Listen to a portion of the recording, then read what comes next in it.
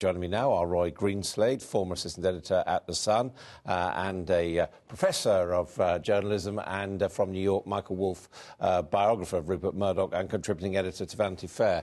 Thank you both for joining us. Michael Woolf, you were speculating earlier on Twitter as to what Rupert Murdoch would say. What do you make of what seems to be a pretty bullish announcement? Well, I think the interesting thing is that the ultimate outcome of everything that's going on really is not related to, not necessarily related to what happens today, that what they're saying now. There is a big gap, and there has been throughout the long play of this scandal between what they say and what ultimately happens. So what, you're saying you don't think that we will see a Sun on Sunday very soon? You don't think we will see people who've been suspended reinstated? Well, we may see people who have been suspended reinstated. That does not necessarily mean to say that they will ultimately keep their jobs or stay out of jail. And no, I do not think that we will see a Sun on Sunday. Not now, not ever. Why is that?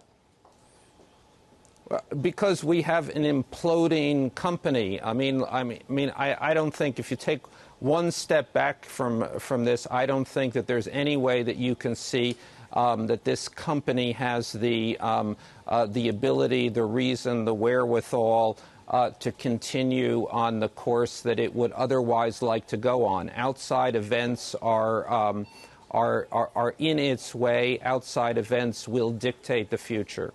Right, Greenslade, do you think we're going to see, for real, the Sun on Sunday soon? Well, I disagree with Michael. I think that now that he's made that kind of announcement, it would be very strange if he didn't go through with it. I imagine it will be just like a 7-day Sun that we'll see a 7th day of the Sun.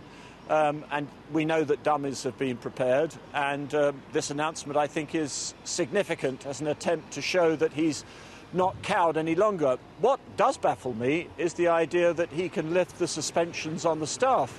Our understanding of the special conditions of police bail were that they weren't supposed to commune with other journalists or commune with each other. So I'm not quite certain how they can return to work and accomplish that fact unless we've been told, unless we've been informed wrongly about the nature of the police bail conditions. So do you feel, Roy Green said, that this is perhaps, as Michael Woolf suggested, talking tough, but not necessarily being in a position to implement all that's promised? Well, it certainly seems that way, doesn't it? Because if the police bail conditions are correct, then he can't accomplish them returning to work. And he can promise that the Sun on Sunday will come very soon, but very soon is a relative term, so we don't really know.